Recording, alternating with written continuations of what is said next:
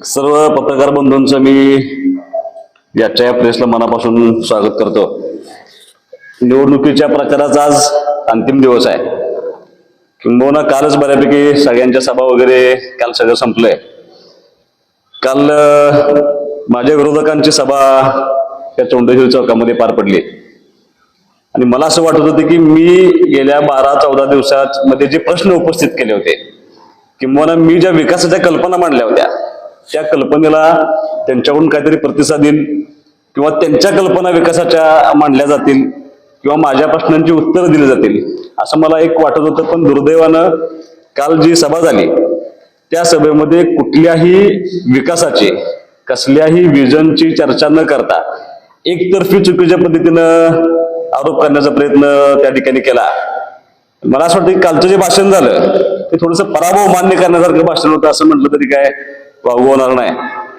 आणि अपेक्षित होतं मला की थोडं भावनिक करायचा प्रयत्न करतील, कारण निवडणूक हातातून सुटत चालली की भावनिक करणं हा विषय तो एक कार्ड असते, ट्रम्प कार्ड असतं ते सगळ्यांचं, आणि ते त्यांनी खेळलं असं मला वाटतं. कारण मनोगत संपवताना ते असं म्हणाले की आता माझं संरक्षण करा.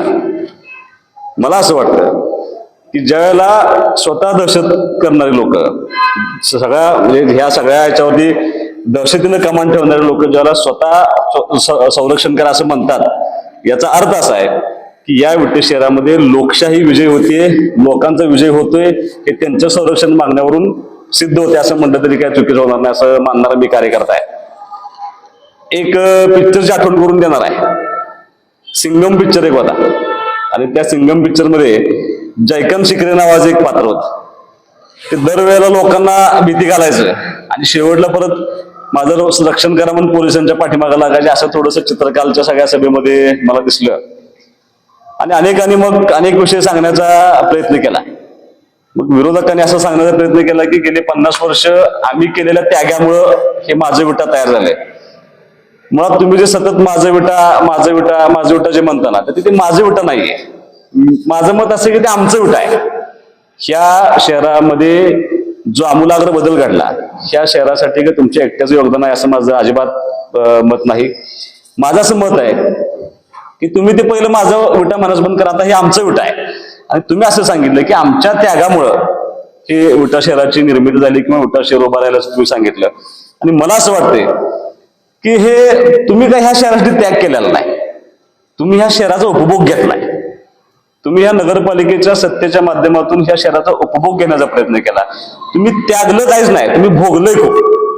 आणि खऱ्या अर्थानं कुणी म्हणजे कोणाकोणाचं योगदान आहे मी तुम्हाला काही नावं वाचून दाखवतो. मी खऱ्या अर्थानं ज्यांच्या त्यागातून हे शहर उभं राहिले अशी खूप सारी मंडळी आहेत. स्वर्गीय आबासाहेब पाटील असतील, MP कदम होते, DP कदम होते, श्रीपती गायकवाड होते, आत्माराम शितोळे होते, आनंदराव पाटील होते, विठू चौगुले गायकवाड होते, बाबूराव पाटील होते, फुलशेन शेठ शहा होते, जगन्नाथ तात्या कदम होते, आप्पासाहेब ताळेकर होते, रामभाऊ तात्या देवटे होते, चिंतपंतांना गुळवले होते, बंडोबा कोरे होते, दादासाहेब बर्वे होते, भाऊसाहेब बंडारे होते. अशी अनेक कुटुंब ह्या लोकांच्या त्यागातून खऱ्या अर्थानं हे शहर उभं राहिले. पण दुर्दैवानं काल तुम्ही यातलं एकही नाव घेऊ शकला नाही.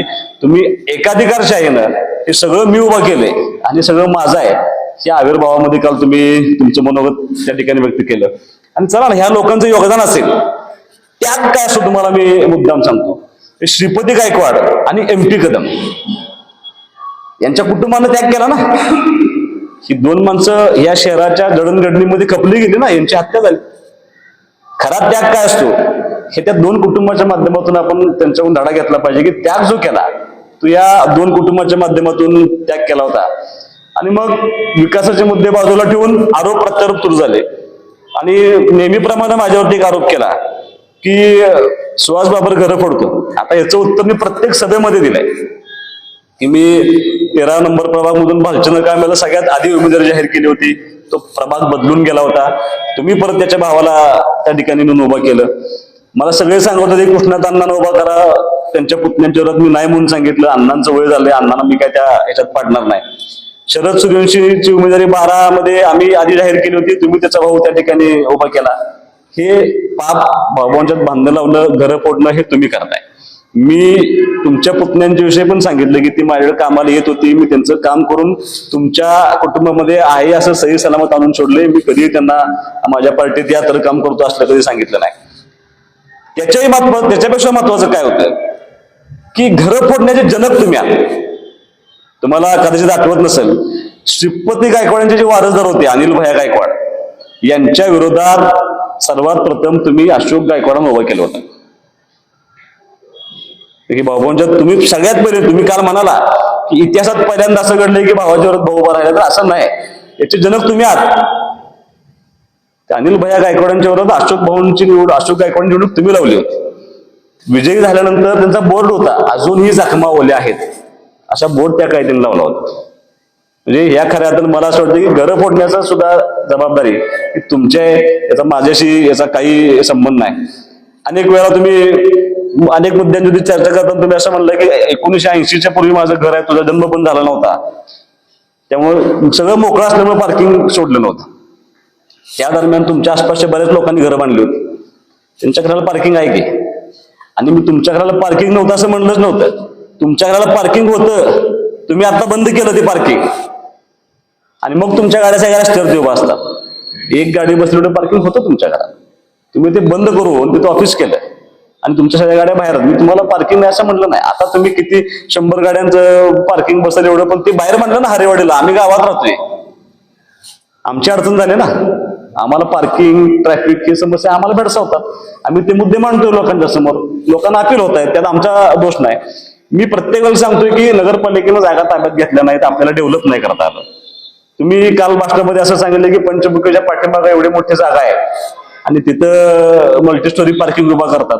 आता तिथं जे गाळे होते, जिथे जे व्यवसाय चालवत होते, ते खरेदी कोणी केलं, ते पाडलं कोणी, ते खरेदी तुम्ही केलं होतं ना. तुम्ही पार्किंगसाठी खरेदी केलं होतं का? नव्हता ना. तुमचा उद्देश पार्किंग करणं हा नव्हता, तुमचा उद्देश ते कमर्शियल कॉम्प्लेक्सेस बांधण्याचा होता.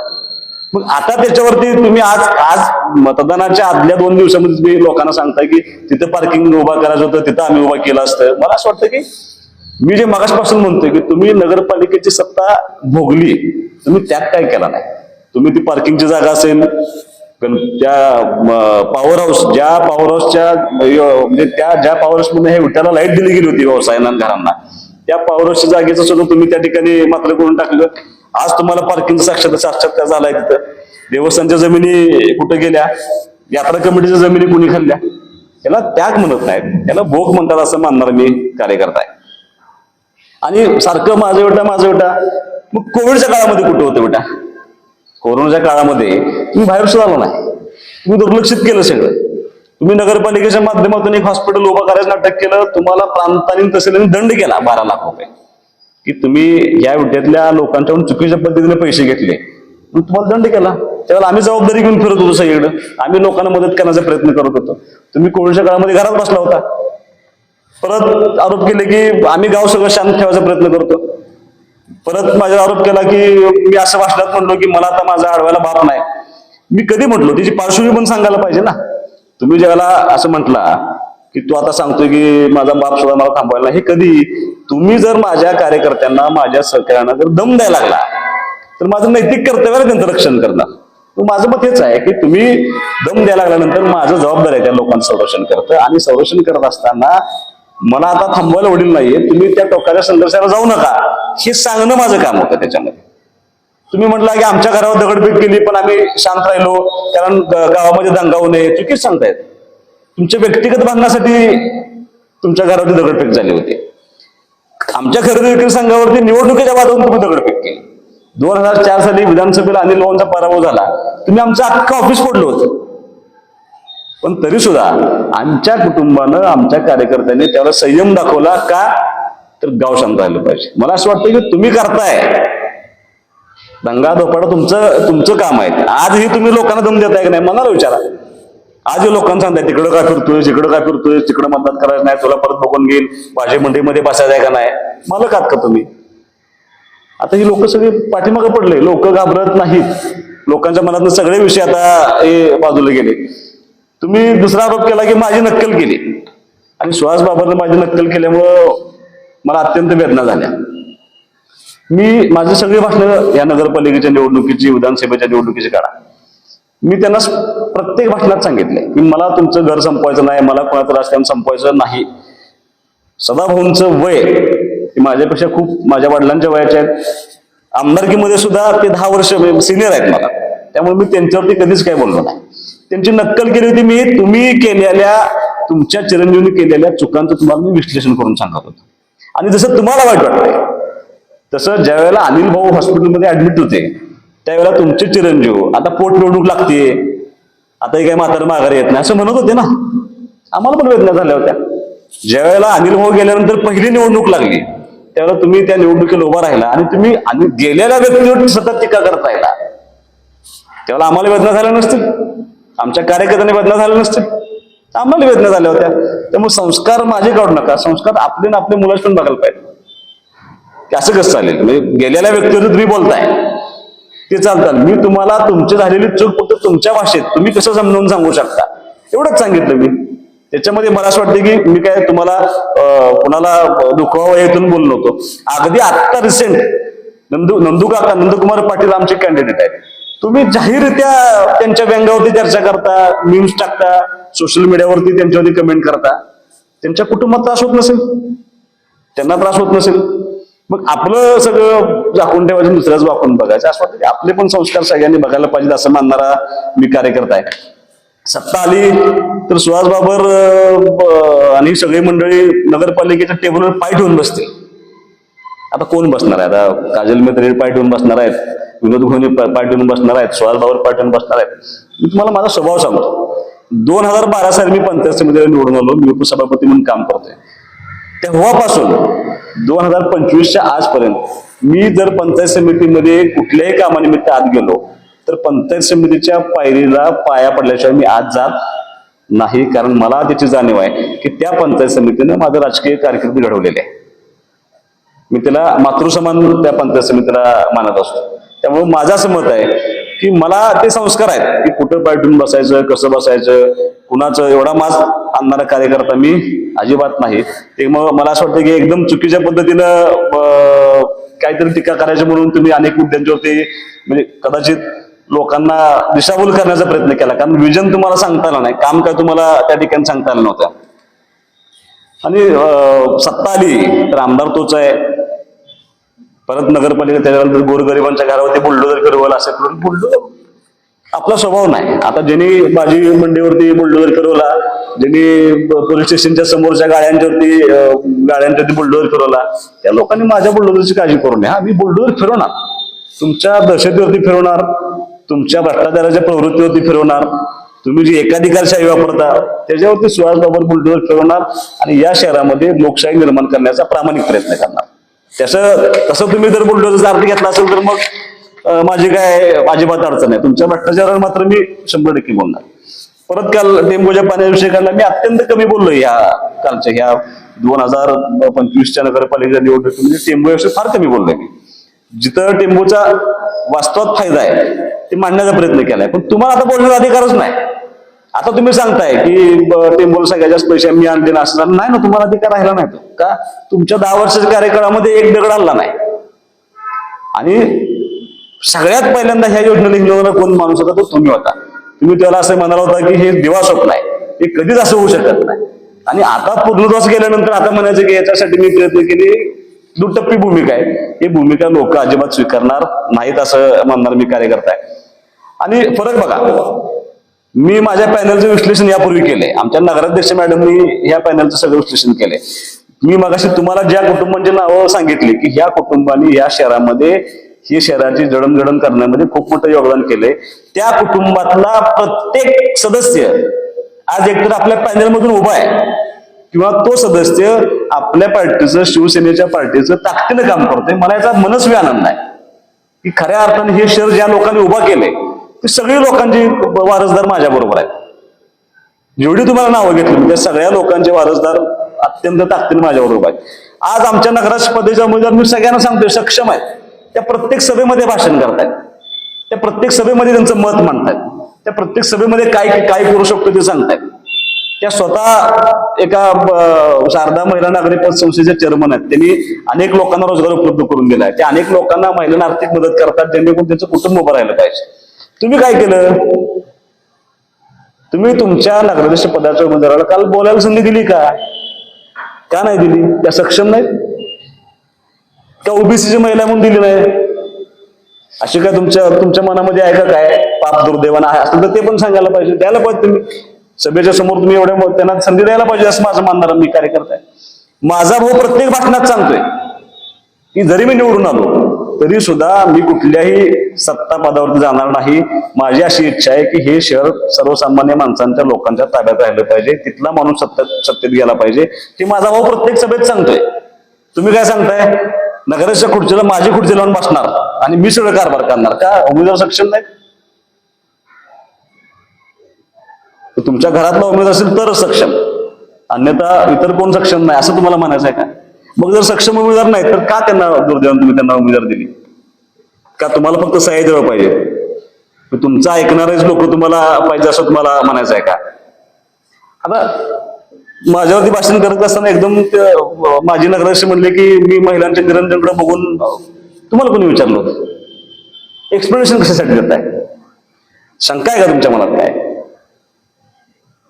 तुम्हाला याविषयी कुणीच बोललं नव्हतं ना की मी निरंजनाकडे बघतो. मी तुम्हाला जर असं सांगायचं झालं की यामध्ये मी महिलांचा आदर करतो तर माझा तुम्हाला परत प्रश्न आहे की रुपाली मंथन बेटकरी ज्याला नगरसेविका होत्या त्या गरोदरपणाच्या रजेवरती असताना त्यांचं पद रद्द व्हावं म्हणून तुम्हीच प्रयत्न केले.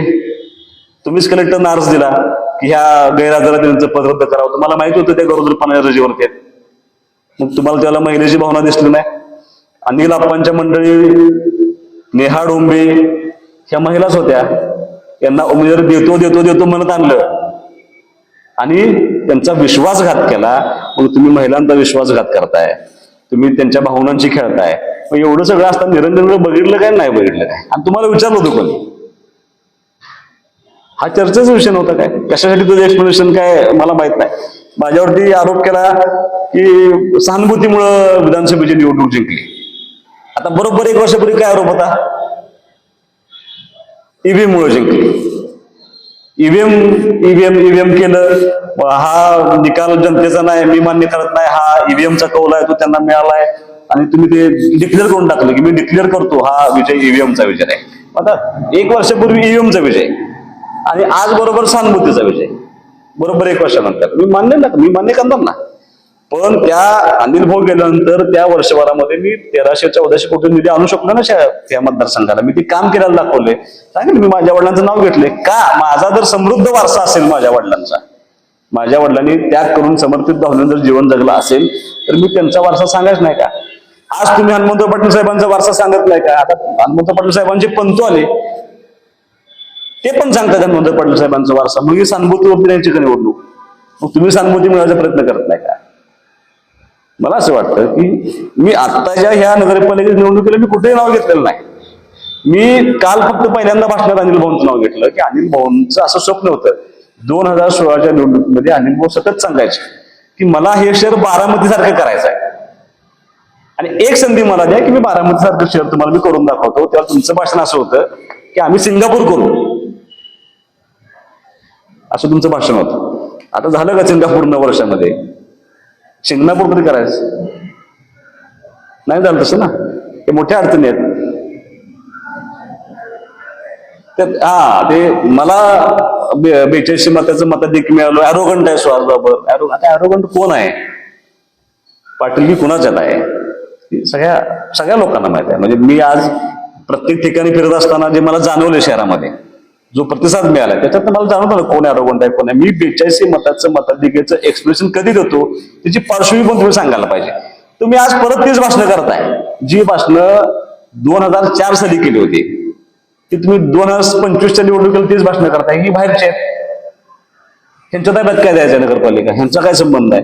मी तुम्हाला हे सांगतो, हे मुद्दे मागं पडलेत. मागं कधी पडले? 2024च्या विधानसभेला मला 42 मताचं मताधिक्य मिळालं. हे सांगण्या पाठीमागचा उद्देश असा असतो की 42 मताचं मताधिक्य मला या शहरानं दिलं, ह्याचा अर्थ ह्या लोकांनी मला लोकप्रतिनिधी या नात्या नव्हे तर कुटुंबाचा सदस्य म्हणून मला ह्या लोकांनी स्वीकारलाय. माझा जन्म इथला आहे, माझं शिक्षण इथलं आहे आणि मी विट्याचाच आहे. हे सांगायला मला काय वेगळं कारण द्यायची आवश्यकता नाही. आणि त्याचं प्रूफ लोकांनी दिले विधानसभेच्या निवडणुकीला. एवढंच तुम्हाला, त्यात ॲरोगन्सी अजिबात नाही. मी तुम्हाला माझे भाषण आठवा, मी पहिल्यापासून सांगतो राजकारण हे ताम्रपट नसतं, कोण ताम्रपट मी जन्माला आलेला नाही. याच्यामध्ये चढ उतार आयुष्यभर असतं. आणि हे भान ठेवून मी जमिनीवरती पाय ठेवून काम करणारा कार्यकर्ता आहे. मी अनिल भाऊंचं यश अपयश सगळं जवळनं बघितलं. त्यामुळे मला माहित आहे ह्या गोष्टी कायमस्वरूपी नसतात राजकारणाच्या गोष्टी. आता छातीवर हात ठेवून बोलतो, हा काय भाषणाचा मुद्दा होऊ शकतो का? मी छातीवर हात ठेवून बोलतो. मला ज्यावेळेला एखादा मुद्दा वाटतो, मला इथनं वाटतो, हृदयापासून वाटतो, मला असं वाटतं की मी तो आत्मविश्वासाने करू शकतो, त्यामुळे मी छातीवर हात जातो माझं. चुकीचं काय? छातीवर हात ठेवून बोलतो तेवढा मला आत्मविश्वास आहे. ते काम मी मनापासून करू शकतो. हे आत्मविश्वास असल्यामुळे मी माझा हात आपोआप छातीपर्यंत जातो. परत सांगितलं त्यांची सत्ता आली तर काय अराजकता माजेल, मिरज खूप वाढवेल. मग माननीय पालकमंत्री चंद्रकांत दादा, माननीय आमदार सुधीर भाऊ गाडगीळ, माननीय आमदार सुरेश भाऊ खाडे यांच्या कारभारावरती तुमचे ताशेरे आहेत का? हे त्यांच्या मतदारसंघामध्ये एवढी अराजकता आहे असं तुम्हाला म्हणायचं आहे का? भाजपचे सगळे आहेत, मग यांच्या कार्यकाळामध्ये त्यांच्या ताब्यात असलेल्या मतदारसंघामध्ये ही अराजकता पसरली आहे का असं तुम्हाला सांगायचं आहे का? तसं असेल तर मी तुम्हाला सांगतो, कुपवाड आणि विटा याच्यामध्ये खूप जमीन आसमानचा फरक आहे. तुम्ही मला प्रशासकीय काळामध्ये अराजकता माजली, असं झाले, काही झालेलं नाही. अराजकता काय झाले फक्त सांगा. हा, तुम्हाला पैसे खायला मिळाले नसतील, तुम्हाला काम मिळालं नसेल, सीधा ही तुमच्या दृष्टीने अराजकता असेल. पण प्रशासकीय काळामध्ये आम्ही चांगल्या पद्धतीने काम करण्याचा प्रयत्न केला आणि ह्या प्रशासकीय काळामध्ये तुम्ही सत्तेत होता, तुम्ही सत्तेच्या बाहेर अजिबात नव्हता. तुमचे चिरंजीव खोडचेला लावून तिथे सीओ साहेबांच्या जवळ बसून त्यांचं काम करून घेण्याचा, त्यांना जे पाहिजे ते करून घेण्याचा प्रयत्न करत होते. सीसीटीव्ही फुटेज जर काढलं तर तुम्ही त्या विषयात अडचणीत याल असं मानणारा मी कार्यकर्ता आहे. काल सांगितलं की समजा सत्ता परिवर्तन झालं असं त्यांनी काल सांगितलं तर अराजकता मागेल, खून होतील, दंगली होतील, बसकाबसकी होईल. कोण करणार आहेत? काजल संजय मंत्री बसकाबसकी करणार आहेत, विनोद गोवनी बसकाबसकी करणार आहे, शीला लिपारे बसकाबसकी करणार आहे का, शीला आमच्या बिंगारदे मॅडम बसकाबसकी करणार का, अक्षदा साबळे बॉक्साबॉक्सी करणार आहेत का, भाग्यश्री तारळकर बॉक्साबॉक्सी करणार आहेत, विशाल तारळकर बॉक्साबॉक्सी करणार आहेत, रुपाली मंत्री मेटकरी कोण बॉक्साबॉक्सी करणार आहे का? तुम्हाला हे सांगायचं आहे का, तुम्हाला दम द्यायचा आहे की सत्ता जर तिकडे गेली तर आम्ही हे सगळं करणार आहे, हे तुम्हाला सांगायचं आहे का? हे तुम्हाला जनतेपुढे मांडायचं आहे का? असंच तुम्हाला द्यायचं आहे का? किंवा असं झालं तर आम्ही असंच करणार आहे? मला असं वाटतं हे कारण नसताना दहशत निर्माण करायची, कारण नसताना भीती निर्माण करायची. आणि हे सगळं का चाललंय तर लोकांचा माइंडसेट हा सत्ता परिवर्तनाच्या बाजूने झुकलाय. ते थांबवण्यासाठी तुम्ही असं म्हणजे पायाखालची वाळू घसरायला लागल्यामुळे आता बॉक्साबॉक्सी होणार आहे, असं होणार आहे, अराजकता मारणार आहे असं तुम्ही मांडत असता. तर माझी तुम्हाला विनंती आहे, ही निवडणूक ह्या पूर्ण 14-15 दिवसाच्या प्रचारामध्ये तुम्ही माझं जर सगळी भाषणं काढून बघा, तर ऑन रेकॉर्ड सगळी भाषणं आहे. मी केलेलं काम आणि भविष्यामध्ये मी काय करू शकतो या सगळ्यांच्या सहकार्यानं एवढंच त्या ठिकाणी मांडण्याचा प्रयत्न केलाय.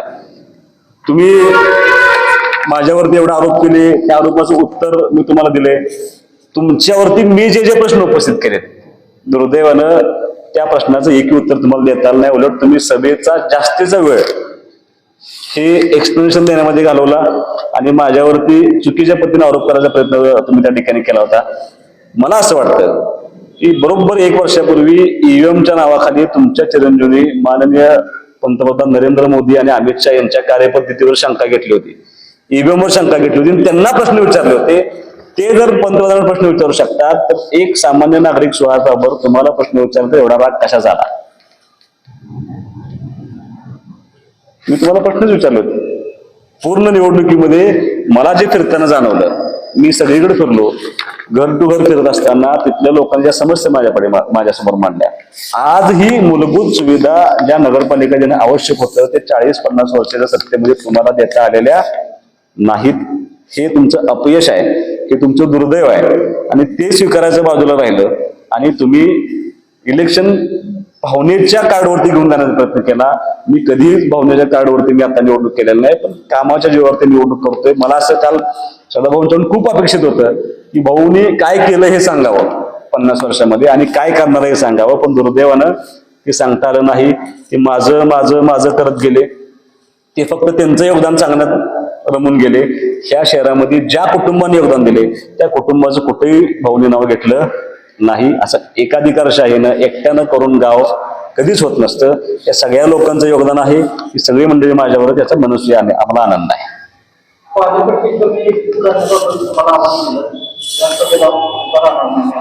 काय झालं तुम्हाला सांगतो, त्यांनी ते सांगण्याचा प्रयत्न केला 30 किलोमीटरनं पाणी आणतो हे ते.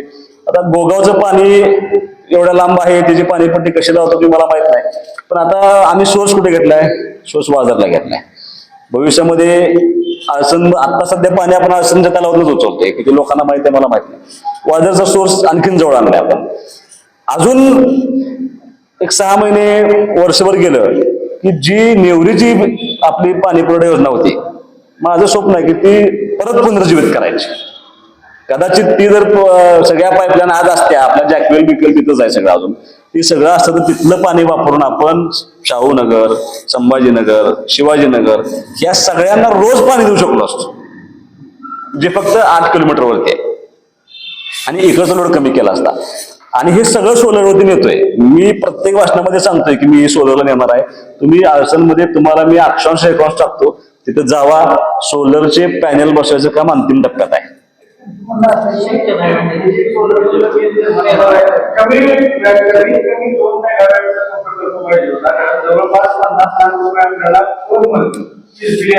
आणि तुम्ही जे सोलर पॅनल आता 750 किलोवॅटचा आहे. हा एकच पॅनल, एकच सोलर पॅनल बसवणार नाही ना आपण. म्हणून तर म्हणतोय ना, तुम्ही द्या ना सत्ता एकदा माझ्याकडे. नाही करू शकलो तर तुम्ही उभा राहू नका, करू शकलो तर तुम्ही उभा राहा, नाही करू शकलो तुम्ही उभा राहा. ते हे विटा मला मुक्त करायचं होतं तुमच्या चौकटीतनं, म्हणून विट्यात राहिला होतो मी. आणि मी लोकप्रतिनिधी या नात्यानं काम करतो. मला ह्या शहरापर्यंत ह्या छोट्याशा एसटीच्या विट्यात आहे, ते लोक बाय बस येणारे लोक किंवा सहज येणारे लोक मला सहजासहजी भेटले पाहिजेत म्हणून विट्यात राहिलो. मला गाडीला भेटायला याला तर त्याला स्पेशल गाडी करायला पाहिजे. ज्यांच्याकडे गाडी नाही ते लोक येऊ शकत नाहीत, त्यांना भेटायला मला सहज भेटायला मिळतं यायला. आणि त्याच्यापेक्षा महत्वाचं मला ह्या जोखडात विटा मुक्त करायचं म्हणून विट्यात राहिलो. आणि मी विट्यात आज राहतोय. परत समजून घ्या, 1982 पासून विट्यात राहतोय.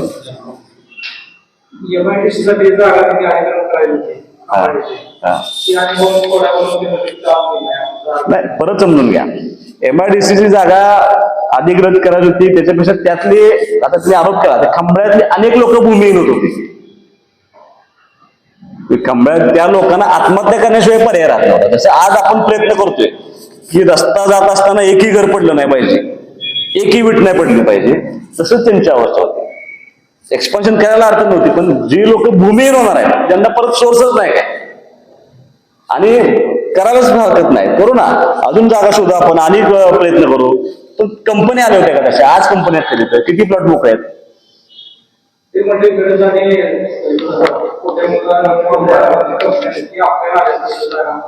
तुम्ही आमदार होता 10 वर्ष त्याला, 4 ते 14 तुम्ही आमदार होता. तुम्ही ताकद लोन करायला पाहिजे होतं. आणि मुळात कंपन्या येतात, मी तुम्हाला सांगतो, कंपन्या कधी येतात? तुम्ही आमदार होता तेव्हा पाण्याचं काहीच काम झालं नाही. मुळात कंपनी येण्यासाठी बेसिक गोष्टी, इन्फ्रास्ट्रक्चर, तुमचं रस्ते कनेक्टिव्हिटी पाहिजे, तुम्हाला लाईटची स्वयंपूर्णता पाहिजे, तुम्हाला पाण्याची स्वयंपूर्णता पाहिजे. ती आज निर्माण झाली. अनिल भाऊंच्या 10 वर्षाच्या आमदारकी मधल्या काळामध्ये निर्माण झाली. आता आपण कंपन्यांना इन्व्हाइट करू शकतो. एक एक कंपनी येणार. माझा शब्द आहे, विधानसभेत निवडणुकीत माझा शब्द आहे.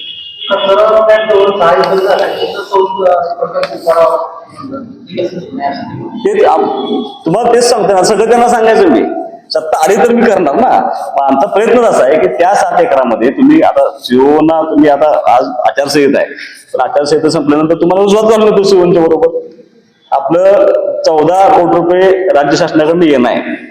त्या येण्यामध्ये आपण त्यांना एक क्लॉज टाकास विनंती करतोय की सोलरचं युनिट तुम्ही उभा करू शकता आणि त्या 7 एकरामध्ये 2 मेगावॅटचं लाईट आमचं मध्ये नुसतं पाणीपट्टीचं नाही, फक्त नळ पाणी पुरवठा योजनेची लाईट नाही तर आपली स्ट्रीट लाईट आहे ती सुद्धा सोलर नेता येते का, हा आमचा प्रयत्न आहे. आणि खरोखर सोलर म्हणजे जसं आता जे उमेदवार आहेत, एक माधव रोकडे नावाचे एक उमेदवार आहेत, त्यांना एक 2.5 कोटीचं सोलर लॅम्पचं काम मिळालं होतं.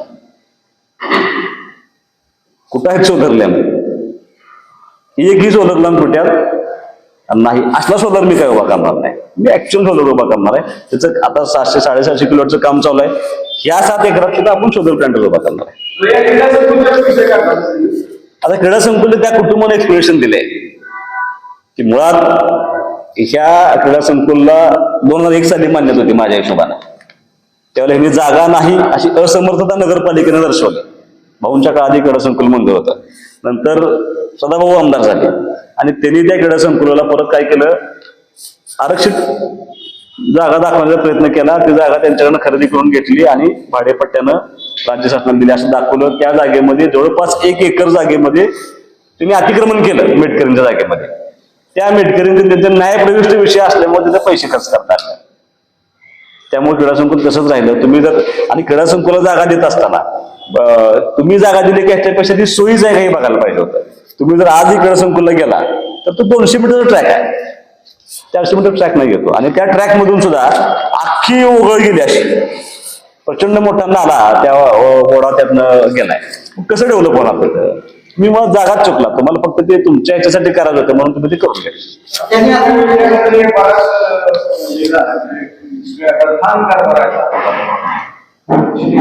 नंबर कसं काय आला? आता जे 5 स्टार रेटिंग झाले ना ते प्रशासकीय काळात 5 स्टार रेटिंग झाले. आणि मी तुम्हाला यापूर्वी सांगितलं मी माझ्या भाषणात की ज्यावेळेला ती कमिटी तपासणीला आली होती त्यावेळेला त्यांचे निरोप होते कार्यकर्त्यांना की कचरा रस्त्यावर फेका आणि ते फेकताना जे फोटो काढले आपल्या लोकांनी. अनेक संस्था खरेदी संघ पुढे गेलेलं नाही. ते इमारतीवर गेले असेल कदाचित, त्यांना माहित नाही की जिल्ह्यात सगळ्यात टॉपचा खरेदी विक्री संघ खानापूर तालुका खरेदी विक्री संघ आहे. त्याचा टर्नओव्हर किमान 25 कोटीच्या पुढचा आहे. त्यांच्या संस्था झाल्या. आता ते बघा, परत तुम्हाला सांगतो तुम्ही गफलत करताय राजकारण आणि व्यक्तिगत संस्था. माझं BMS कॉलेज आहे, मी एकदाही भाषणात सांगितलं नाही. माझं BSc नर्सिंगचं कॉलेज आहे, माझ्या 2 शाळा आहेत, माझं सिनियर कॉलेज आहे, माझं BCA आहे. हा व्यक्तिगत विषय झाला असं म्हणणार मी उदाहरण. त्याचा आणि राजकारणाचा त्याचा काही संबंध नसतो.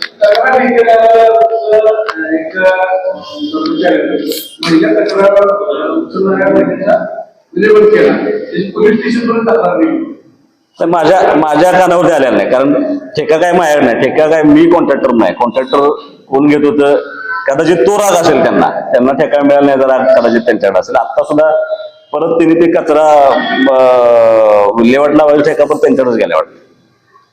कारण तुमच्यावर असा आढळला की संस्थात्मक जाळं जे आहे ते उभं करणार नाही. मी असेल अशोकराव गायकवाड असतील आम्ही उभा केलं, तसं तुम्ही केलं. अशोक भाऊंच्या संस्थान जाळं म्हणजे काय? बँक, दूध संघ. आता ते निवांत बोलू आपण ह्याच्यावरती. दूध संघ यांचं एक खानसरी आणि कॉलेज माझं स्वतः संस्थात्मक जबाबदारी मी सांगितली. आमच्या वडिलांचं सहकार तत्वावरती चालवण्याचा जास्त उद्देश होता. तुमची खानसरी कधी झाली? ज्यावेळेला अनिल भाऊनी पाणी आणलं, ज्यावेळेला ऊसाचं अतिरिक्त उत्पादन झालं तेव्हा तुमची खानसरी झाली. मी तुमच्या खानसरी उभं करण्यामध्ये सुद्धा माझ्या वडिलांचा मोठा वाटा आहे. हा पहिला मुद्दा.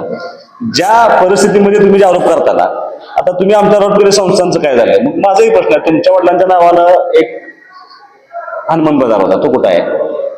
भरवण यंत्रमाग नावाची एक यंत्रमाग संस्था होती, ती कुठं आहे का अस्तित्वात? आणि माझं मत उलट आहे, आम्ही माणसं उभा करायचा प्रयत्न करतो, आम्ही स्वतः उभा राहतो. माझं आता BMS कॉलेज आहे. मी असं तुम्हाला म्हटलं की ह्याच्यामुळे तुमच्या लोकांचा फायदा आहे, तर नाही ना, मी फुकट ऍडमिशन देत नाही कुणाला. ते देतात का? नाही देत. तुम्ही हा विचार करा ना, सुरेश शेंडेंचा दूध संघ आहे. सुरेश शेंडे आमचे सहकारी आहेत ना, आमचे कार्यकर्ते. आम्हाला आनंद आहे सुरेश शेंडे. आज वैभव मित्रांनी प्रायव्हेट सूतगिरणी आहे, आम्हाला आनंद आहे की वैभव मित्र आमच्या कार्यकर्त्यांनी सूतगिरणी उभं केली. अनेक जणांना फसवलं आहे, त्यांनी ऐकलं आहे. आता त्यांच्यातल्या काही चर्चा होत्या माहिती नाही. अनिल अप्पांनी ज्या पद्धतीनं त्यांची प्रेस कॉन्फरन्स झाली त्या प्रेसमध्ये उल्लेख करताना त्यांनी असं सांगितलं की आदल्या दिवशी रात्रीपर्यंत त्यांनी तुम्हालाच उमेदवारी आहे, तुमच्याविषयी ह्या तक्रारी होत्या पण आम्ही आता ते मिटवलंय, आता तुम्हाला उमेदवारी करायची असं सांगितलं होतं ना. आता ते त्यांचं किती ठरलं होतं, अनिल अप्पांचं जे मी ऐकलं त्यात असं तर लेखी ठरलं होतं 5 जागा आणि नगरपालिका वगैरे असं लेखी असेल तर तुम्ही द्यायला पाहिजे होतं. हरिभाऊ आमदार असतात शिव आमदार हरिभाऊ आठवण पाटलांचा तुम्हाला शेतकरी हा आणि काय राजकारण संपल, एक अधिकारी राजकारण कसं संपू शकतो एखाद्या माणसाचं, आपली वर्तणूक राजकारण संपू शकतं. आपण समजा सुहास बाबर चुकला तर माझं राजकारण संपेल, उद्या सीओ तिथलं कोण आणि कोण आणून ठेवला तरी माझ्या राजकारणाला फरक पडण्याचं कारण नाही.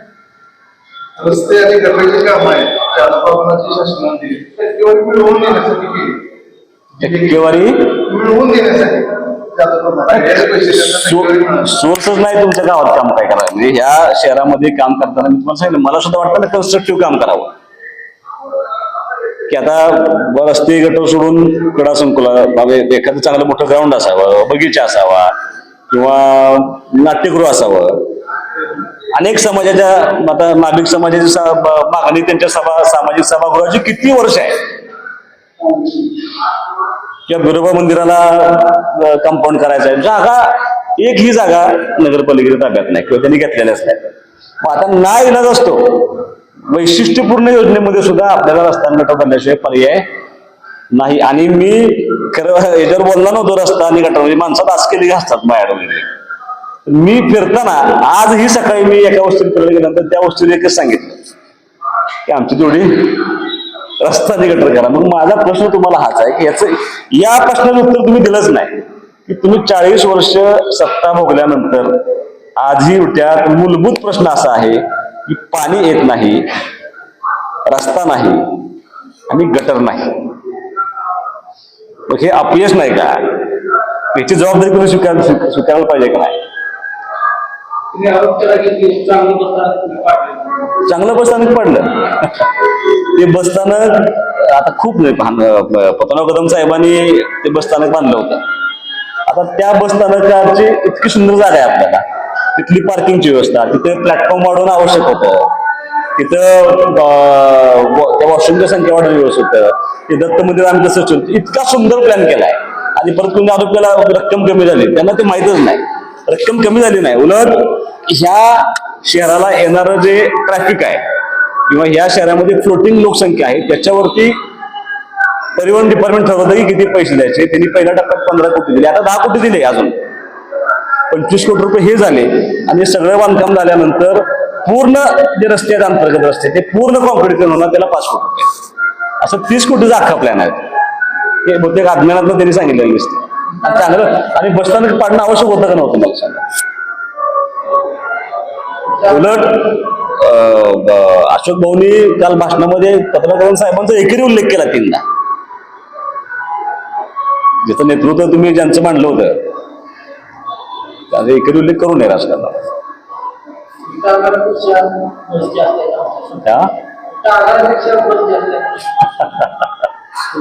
आता मला सांगा ही ॲरोगन्सी नाही? काय सांगायचं मला? आता तुम्ही सांगा ॲरोगंट कोण आहे? कुठं आगारापेक्षा बस जास्त असेल तर तुमचं अभिनंदन, तुमच्या शाळेमध्ये मुलं जास्त तुमचं अभिनंदन. त्या शाळेतल्या मुलांची फी भरायची कॅपॅसिटी या पाण्यामुळे निर्माण झाली आहे, थोडं डोक्यात ठेवा. म्हणून ती मुलं शिक्षणाला येत आहेत आणि आनंद आहे ना मला. उद्या तुमच्या बसेस 300 जरी झाल्या तरी मला आनंद आहे. पण इथं बस दिल्या पाहिजे ते आम्ही आणतोय ना. मी परत 10 बसेस आणल्या नवीन. मला तुम्हाला तेच सांगायचं आहे, अजूनही तुम्ही व्यक्तिगत व्यवसाय आणि राजकारण ह्याची गफलत करताय, हे करायला नाही पाहिजे. माझा आज BMS कॉलेज आहे, उद्या आणि मी काहीतरी वेगळं काढलं, तो माझा व्यक्तिगत व्यवसाय झाला. मग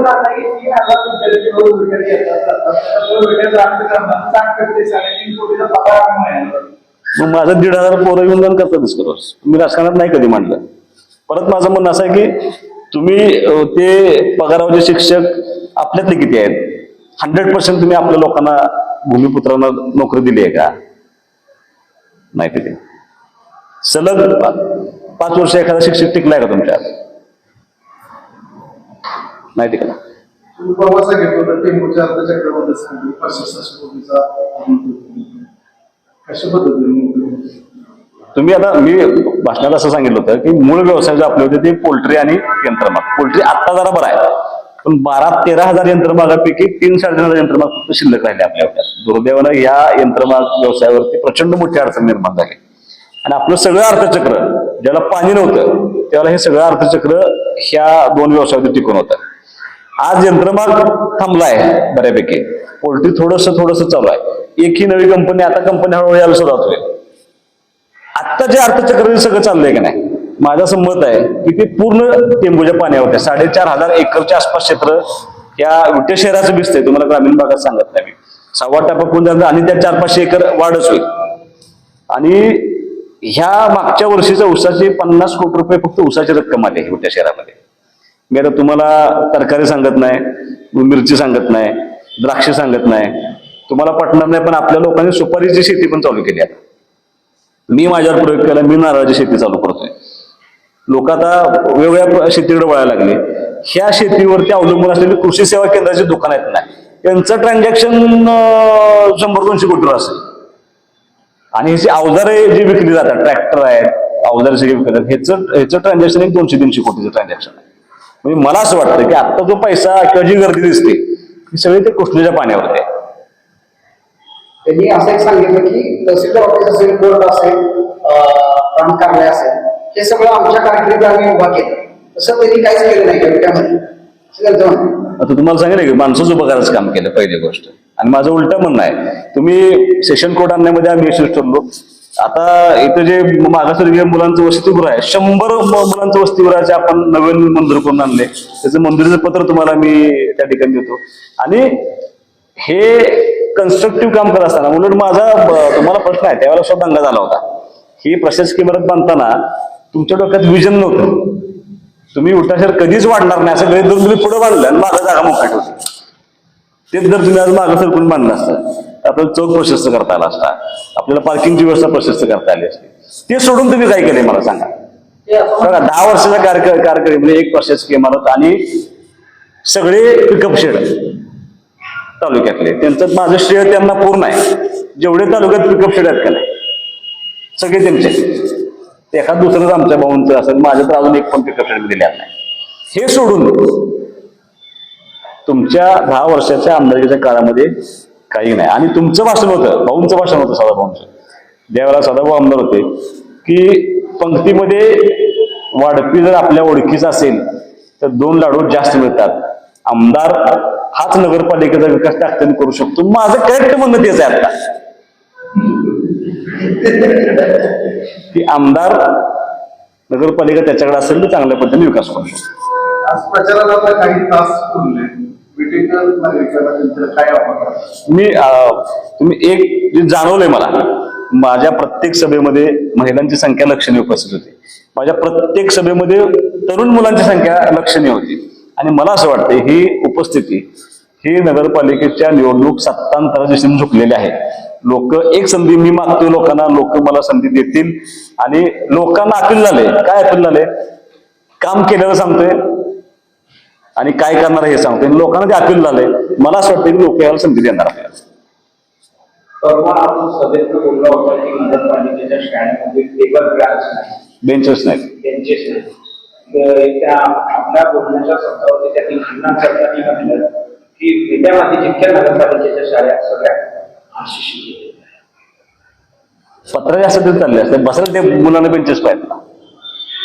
माझं म्हणणं काय आहे, बेसिक गोष्ट काय आहे, इन्फ्रास्ट्रक्चर तुम्ही माझं इथून जावा तुम्ही आणि सगळ्या नगरपालिका शाळेत जावा.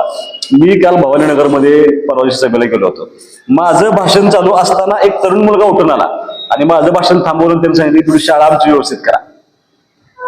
मग त्यांना विचारलं मी काय परिस्थिती आहे, तर एक अंगणवाडी आहे, अंगणवाडी आत गवत उगवले आत.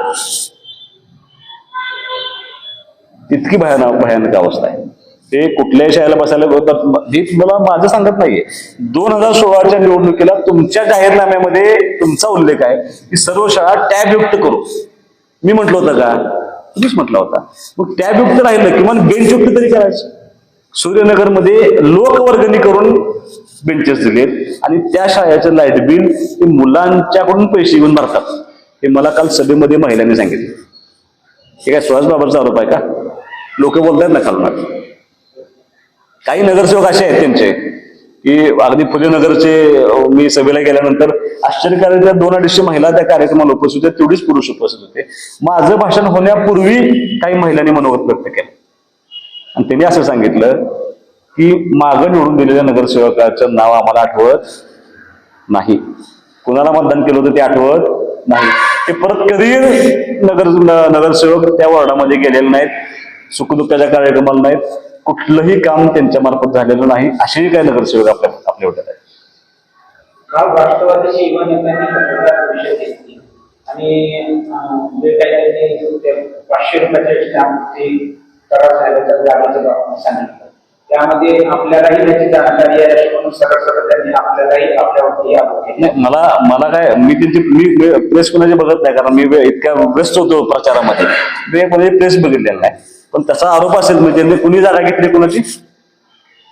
तिथं आदर्श कॉलेजवरती कोणीतरी ओबीसी समाजाचा पुरुष आहे, मतिमंद आहे, त्याचे 500 रुपयाचे स्टॅम्प त्यांनी काहीतरी घुसखोरी केलेलं आहे, त्याला तिच्या कॉलेजवरतीच कामाला ठेवलेलं आहे असं राष्ट्रवादीची युवा नेत्यांनी आरोप केलेला आहे. त्याचे खंडन भावनिक काल रात्री केले. कसं केलं? परंतु आजही त्याचे कसं केलं? खंडन कसं केलं? ते माईकवरती आणून त्याला बोलायला हवं की मला याने सहारा दिलाय, मी माझा उपचार केलाय म्हणून. दस्त दाखवला का? दस्त बघायला पाहिजे ना, मग ठरल की दस्त झालाय की नाही. ते दस्त बघितलं की मग ठरल. मी कागदपत्र बघतो आले, जर दस्त असेल तर कळेल की दस्त झालाय का नाही झालाय. ते खरंच 500 रुपये स्टॅम्प आहे का नाही बघावं लागेल. ते दस्त बघून तुम्हाला सांगतो. आज विटा शहर किती प्रमाणात मागं आहे त्या शहराच्या तुलनेत? तुम्हाला मी मुद्दाम ईश्वरपूर, मी बाहेर फार तुलना करत नाही, ईश्वरपूर आणि विटा फरक आहे की नाही मला सांगा तुम्ही. आपण आपली तुलना तासगावशी करण्यामध्ये मजा नाही, आपली तुलना जतशी करण्यामध्ये मजा नाही. ईश्वरपूर आणि आपल्यामध्ये दोन्ही नगर परिषद एकाच वेळेला निर्मित असतील तर आज आपण खूप मागे असं वाटत नाही का आपल्याला? किती वर्षापूर्वी तुम्ही आता 20 वर्ष, किमान 20 वर्षाचा. इथनं पुढे 20 वर्ष आपल्याला काय, मी प्रत्येक भाषणात सांगतोय की येणाऱ्या गाड्यांची संख्या, किती गाड्या ह्या शहरामध्ये दर दिवसाला बाहेरून येत आहेत. 3 राष्ट्रीय महामार्ग, हे रस्ते मोठे झालेले, सेंटर प्लेस विटा आहे, आपलं मार्केट सगळ्यात मोठे विटायचं आहे. सगळे भाजी म्हणजे आता सेशन कोर्ट आल्यामुळे 4-4.5 हजार केसेस वाढले. मग ह्या सगळ्या लोकांचं पार्किंगची व्यवस्था करावी लागेल. त्या सगळ्या लोकांना आपण मुळात तुम्ही आज बघितलं तर कुठल्याही घराला पार्किंग असावं का? कमर्शियल कॉम्प्लेक्स पार्किंग असावं. त्यांनी माझ्यावरती ते सांगितले की पार्किंगचा 1980 पूर्वी घर बांधले, तुमच्या घराला पार्किंग होतं, तुम्ही बंद केलं, ऑफिस केलं ते गाडी बाहेर लावताय. असं नाही व्हायला पाहिजे.